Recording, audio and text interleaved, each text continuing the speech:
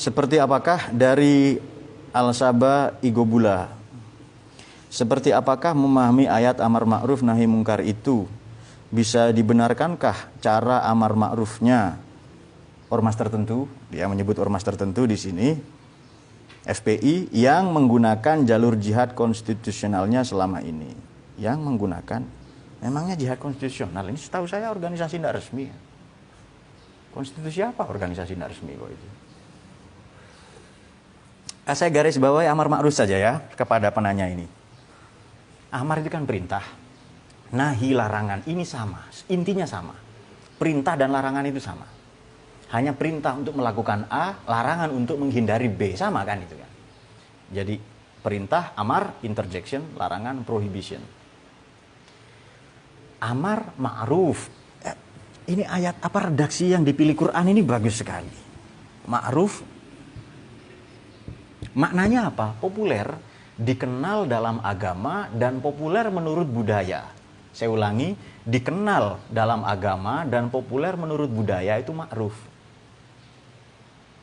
Boleh enggak kita mencium istri kita di pinggir jalan misalnya?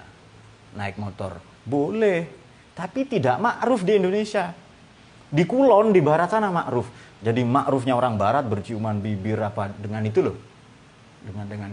Dengan istrinya lah, dengan pasangannya itu. Tapi di kita tidak ma'ruf. Jadi amar, ayo ajak dengan cara-cara yang dikenal secara kebudayaan. Para wali dulu dengan kesenian. Jangan teriak-teriak di jalanan itu. Kalau bisa damai, kalau bisa ada jalan diplomasi kan begitu kan. Ayo damaikanlah dua saudaramu yang berantem itu. Kemudian namal mu'minuna ikhwatun ya kan. Cari jalan damai itu. Karena Islam mengedepankan itu, damai itu. Jadi 31 kali perang, yang pecah meletus perang 9 kali. 21 kali selesai dengan jalan perundingan. Kapan sih perang terjadi itu? Kapan sih? Diplomasi gagal, perundingan tidak mendapati titik temu, dan itu alternatif terakhir. Karena pasti jatuh korban, kalah jadi arang, menang jadi abu, ya kan? Kemudian kalau nahi itu munkar. Munkar ini tidak dikenal menurut agama, tidak dikenal menurut budaya. Mungkin menurut agama boleh, tapi menurut budaya tidak baik. Itu mungkar itu. Tapi kalau ma'ruf, agama dan budaya mengiyakan. Negara dan agama oke itu. Tapi kalau mungkar, bayangkan ya, menurut agama boleh, menurut kebudayaan tidak boleh, tidak pantas. Itu tidak boleh kita lakukan. Kenapa? Kalau al-'adatu muhakkamah. Tradisi, kebiasaan menjadi hukum ya. Seorang perempuan melamar calon suaminya. Di Indonesia tidak wajar itu. Apalagi di Jawa. Padahal menurut agama boleh. Karena dua orang istri Nabi SAW, Sayyidah Khadijah dan Sayyidah Juwairiyah, melamar Nabi. Dan itu sah. Boleh-boleh saja itu menurut agama itu. Jadi silakan jomblo, lamarlah calon suamimu. Terutama yang ikut ngaji ini ya. Kok enggak ada yang amin ya? Amin. Tapi menurut budaya tidak pantas. Jadi amar ma'ruf nahi mungkar itu untuk penanya tadi ya. Bisa dibenarkankah cara amar ma'ruf? Tidak. Cara amar ma'ruf kok ormas radikal itu loh. Itu tidak bisa dibenarkan. Sweeping, kita ambil satu itu. Adakah yang bertugas sweeping di Indonesia itu ada nggak? Ya ada. Ya polisi, ya Satpol PP. Lalu dinarasikan, ini kan post-truth tadi, dinarasikan, diulang-ulang. Kalau bencana datang misalnya FPI datang duluan. Kenapa nggak jadi anggota SAR saja? Save and Rescue, ya kan? Jadi BNPB, Badan Nasional Penanggulangan Bencana, ikut saja anggotanya, daftar ikut pelatihan di situ. Nah, ya kan? Kalau cerdas itu, kalau cerdas. Nah, jadi ini motif politik sebenarnya. Dan biasa di politik begitu, jangan kaget nanti. Jangan kagetan di politik itu. Tapi ada orang yang membela itu Pak. Penjahat itu juga dibela oleh pengacaranya. Itu yang dibela hak hukumnya loh ya, bukan kejahatannya loh ya. Kita wajib ingkar pada kejahatannya itu. Secara syar'i itu wajib ingkar itu. Kalau pengacara membela, itu hak hukum yang dibela, bukan kejahatannya. Siapa tahu dapat keringanan apa nanti. Nah itu dia. Ini nama saya dikira Tas. Izin bertanya Tas katanya. Jadi perang itu sekarang hampir mustahil ya, sebab tidak ada lagi perluasan negara kecuali memang orang kafir menyerang duluan. Sekarang memaknai perang itu apa? Tadi saya maknai apa perang itu? Jihad itu apa sih? Bi amwalikum wa anfusikum, dengan modal dan anfus, totalitas diri. Ilmuwan berjihad dengan ilmu, pedagang dengan berdagang yang jujur, petani, pejabat dengan jabatannya. Itu anfus namanya. Apa tadi maknanya jihad? Coba kembali ke makna di awal kalau menyimak. Juhud, apa maknanya? At-toqoh wal masyaqqoh. Tokoh maknanya energi, daya. Kita punya daya pikir, daya nalar, daya fisik. Kita juga punya daya kalbu, merasa. Jihad dengan itu. Sayangi anak istrimu, kenapa sih? Apa susahnya itu? Ya kan? Setelah Fathu Makkah, sahabat Nabi itu mengasah-ngasah pedang. Dimarahi oleh Nabi. Ngapain kamu? Takut ada perang lagi Nabi. Pulang sana ke istrimu. Keloni masing-masing. Yang itu tambahan dari saya. Pulang sana ke anak istrimu itu. Lalu Nabi pidato, al-yaum laisa yaumul malhamah walakinnal yaum yaumul marhamah wa antum tulaqo. Ini bukan hari pembantaian, ini hari kasih sayang. Kamu bebas, Islam silakan, enggak apa-apa. Nah, itu dia. Jadi apakah perang ini sekarang perang kebudayaan ya? Tadi garis bawahi tolong oleh penanya, perangnya Nabi karena difa'i, mempertahankan diri, membela diri. Wajib enggak? Wajib membela diri. Perang zaman sekarang, perang sosmed, perang budaya, perang ilmu, perang ideologi. Tidak lagi perang fisik. Nah, itu dia. Saya kira sudah ditangkap poinnya. Dari Ahmad Komarudin bertanya. Bagaimana memaknai jihad era kontemporer bagi orang awam? Barusan itu. Nah, ada lagi. Jadi orang awam itu ya belajar itu jihad. Juhud apa tadi maknanya? Daya. Menggunakan daya, kemampuan dengan segenap totalitas. Ya bekerja, ya mendidik, ya mengajar, ya berjuang dan sebagainya. Itu jihad itu.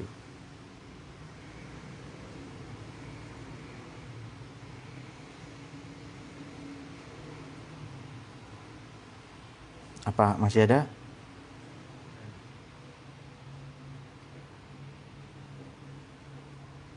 Oke, semoga terjawab ya. Kemudian juga ada dari Mas Iqbalul ini tadi ya. Sudah menjadi keajaiban mereka menerima hukum Belanda, falsafah Yunani.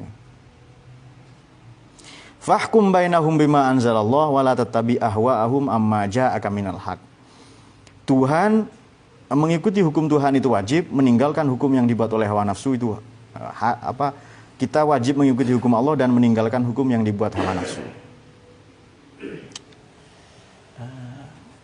Hukumnya Allah itu apa menurut Anda? Menurut penanya itulah ya. Kira-kira hukumnya Allah itu apa sih?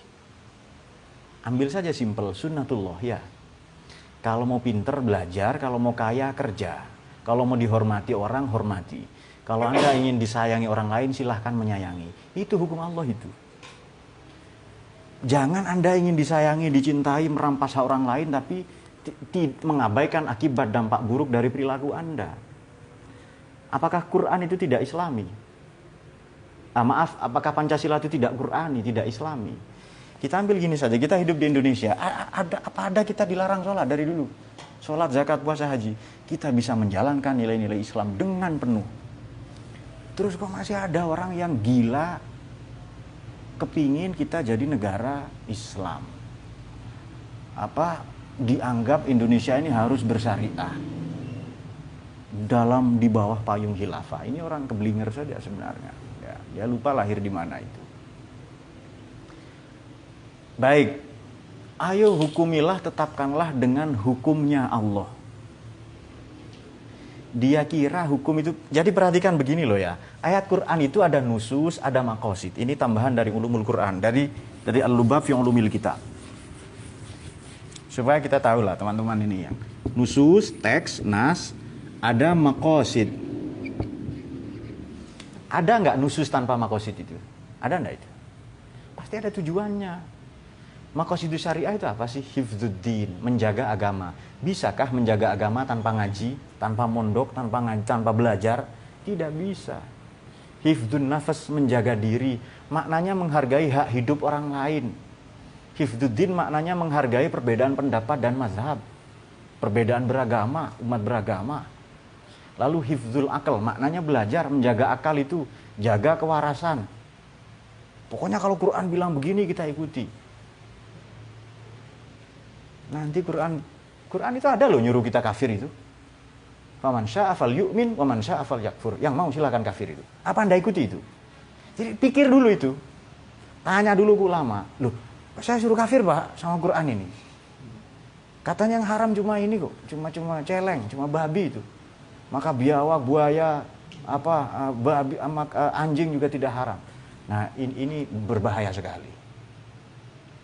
Yang dilarang di Quran ini kan cuma berkata uf, cis, au aglab, dan membentak orang tua. Kalau menendang kan boleh, mengusir juga. Nah, itu berbahaya itu kalau tidak ngaji itu. Jadi perhatikan dulu makosidnya itu.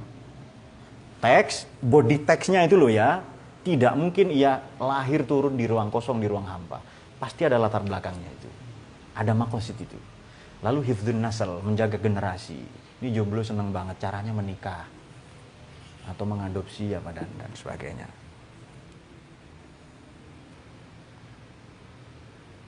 Baru itu paham hukum Quran nanti, hukumnya Allah itu. Kemudian siapa yang berhak memutuskan perang? Ya presiden, panglima TNI itu. Itu jawabannya.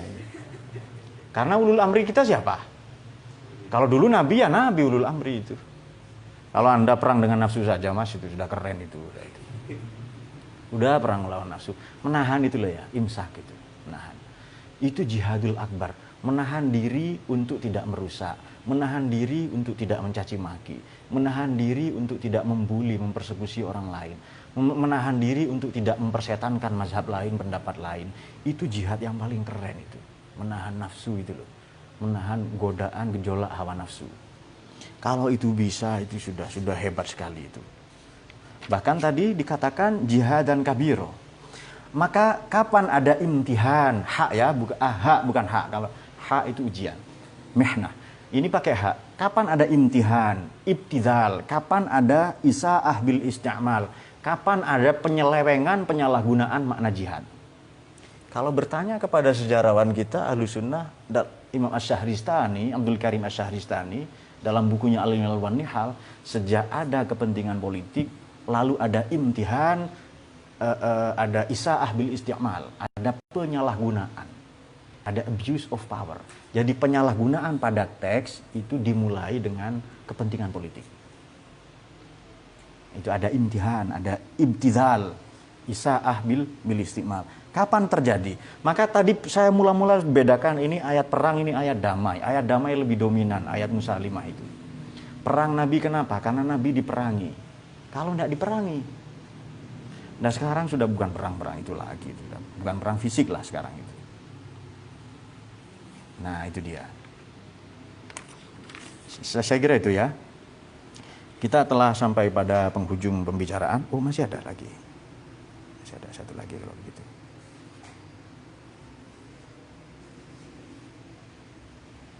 Ada wajib militer. Apakah di Islam ada wajib militer? Wajib taat pada negara.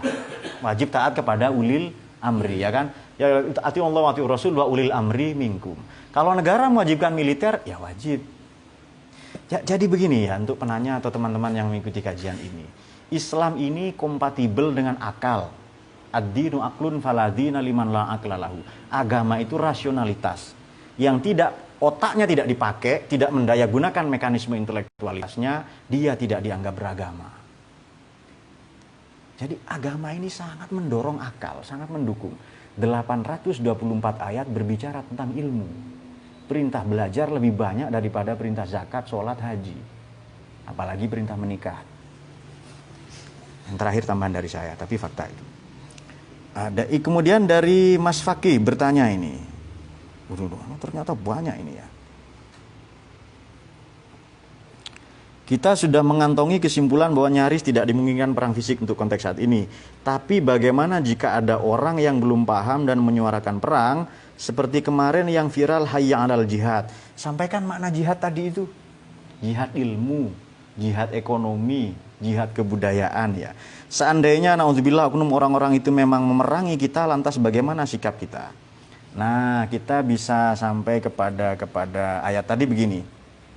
Nomor satu itu kan jihad itu isbatu wujudillah, ay iqamatu hujajin diniyatin. Daf'ud doror lima sumillah. Menegakkan isbatu wujudillah, menegakkan, membela eksistensi Tuhan, membela Allah itu. Ay dinihi, agamanya. Melindungi hak-hak orang yang tidak boleh dibunuh. Untuk konteks sekarang, jihad itu iskan, ngasih tempat tinggal. It'am, ngasih makan. Ujratut tamrid, ngasih biaya kesehatan. Sama nudawa sama. Ngasih beasiswa, itu jihad zaman sekarang. Itu bukan kata saya, itu dari i'anatut talibin. Itu sarahnya kitab Fathul Mu'in ya. Sainuddin Malabari. Nah, itu dia. Jadi bagaimana kalau mereka memerangi misalnya? Perang dengan kita, ada negara.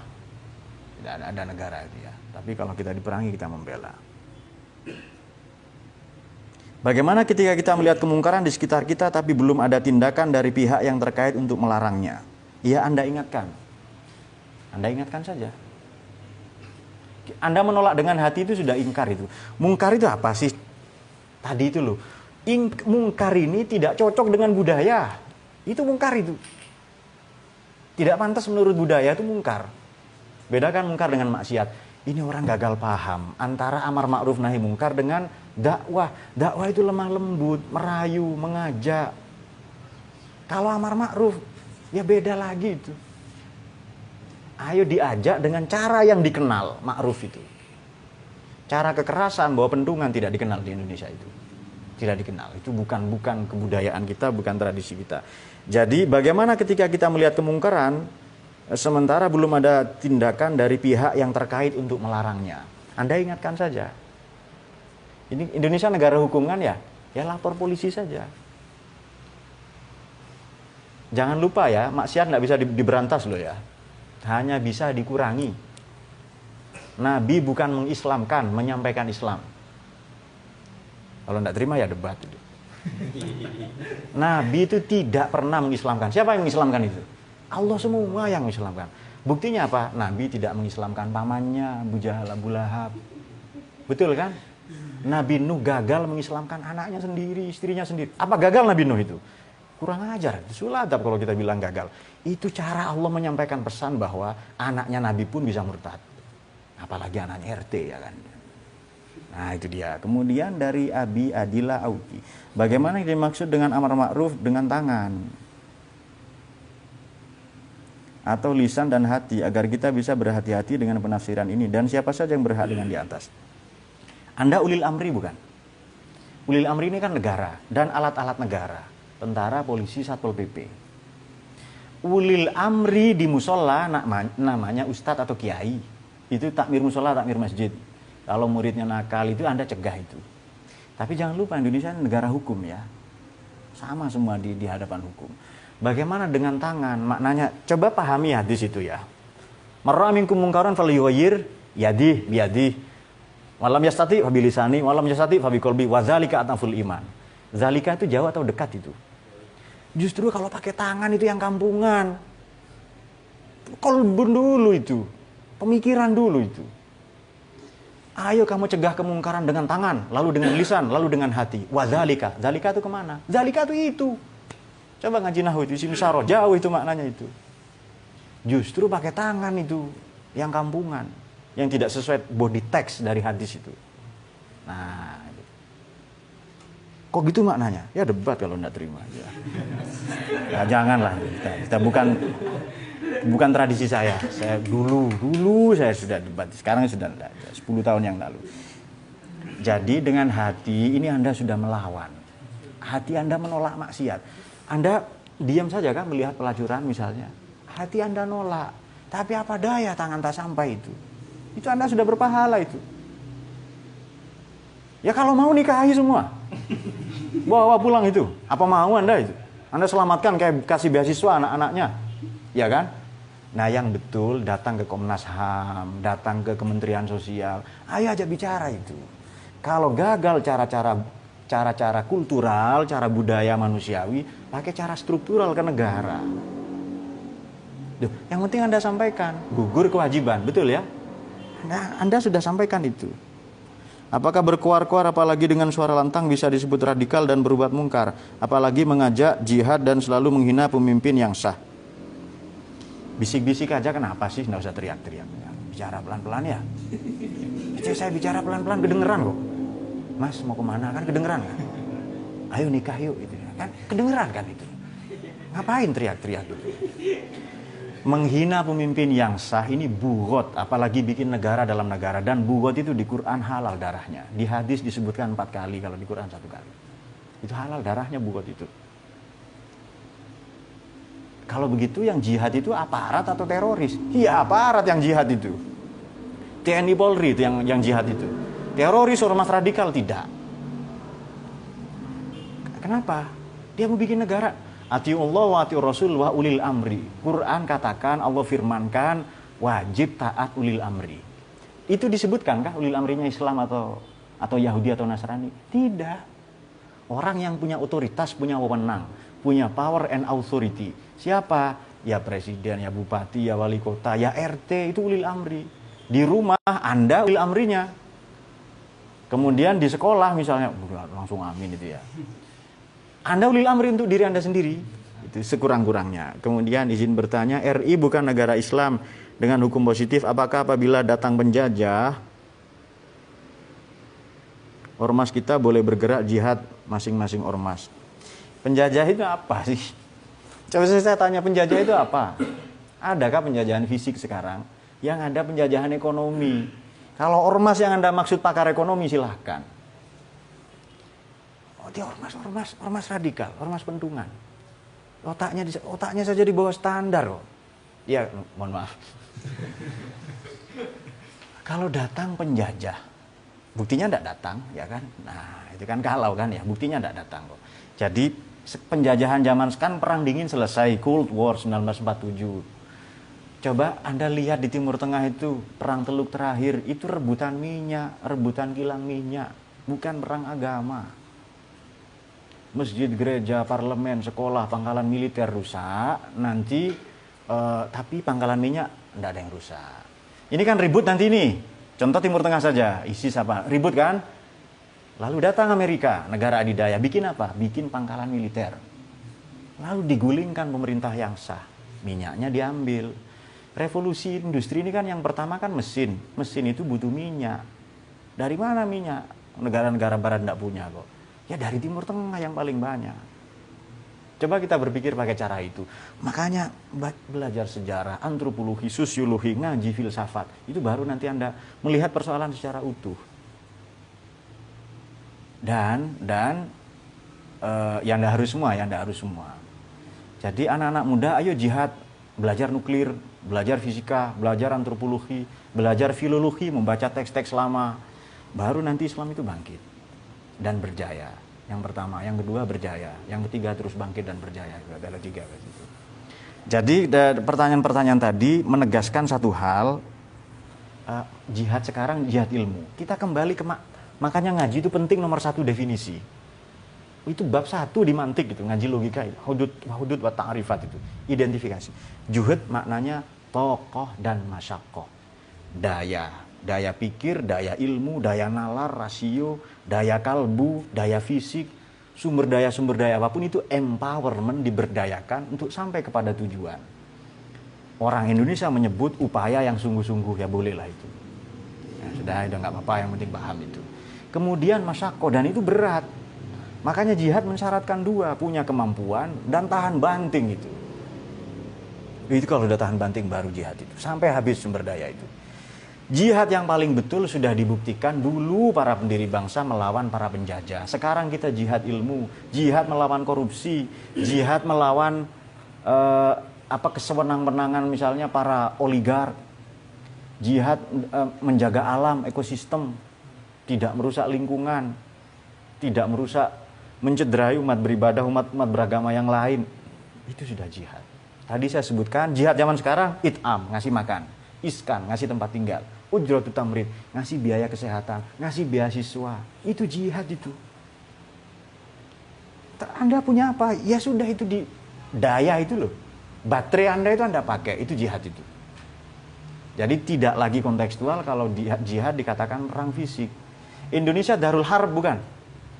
Negara perang bukan ini? Tidak, Darussalam, negara yang damai. Sekarang begini loh ya. Dulu perang ini kan melawan orang kafir. Tapi Pak, ini orang kafir banyak di Indonesia. Baca dulu kafir itu apa maknanya. Petani di Quran disebut kafir. Orang yang putus asa disebut kafir. Ingkar nikmat kafir. Zolim juga kafir itu.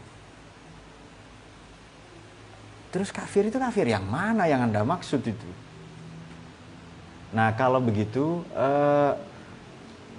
mari Islam yang seutuhnya, yang kasih sayang ini, Islam moderat ini, moderasi dalam berakidah, beragama, bahkan akidah kita saja moderat kan ya, antara politeisme dan ateisme, jalan tengahnya monoteisme, banyak Tuhan, tidak ada Tuhan, jalan tengahnya Tuhan satu. Dalam kehidupan sosial, muamalat, adalah keliru kalau Islam semata-mata kita pahami agama. Kalau mau betul, Islam pahami sebagai ilmu.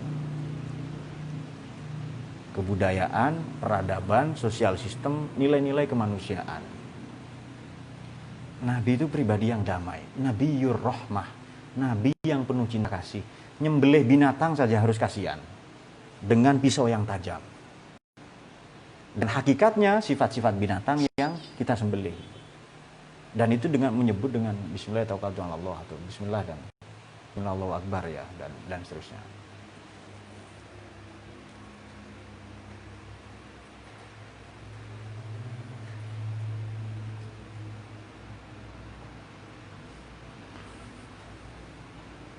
Wallahu a'lam bishawab. Allahumma arhamna bil Qur'an waj'alhu lana imaman wa nuran wa hudan wa Zakirna minhu ma nasina wa 'allimna minhu ma jahilna warzuqna tilawatahu ana al-laili waj'alhu lana hujjatan ya rabbal alamin. Wa yafiqna ila sabilil anbiya. Sallallahu alaihi wa sallam. Assalamualaikum warahmatullahi wabarakatuh.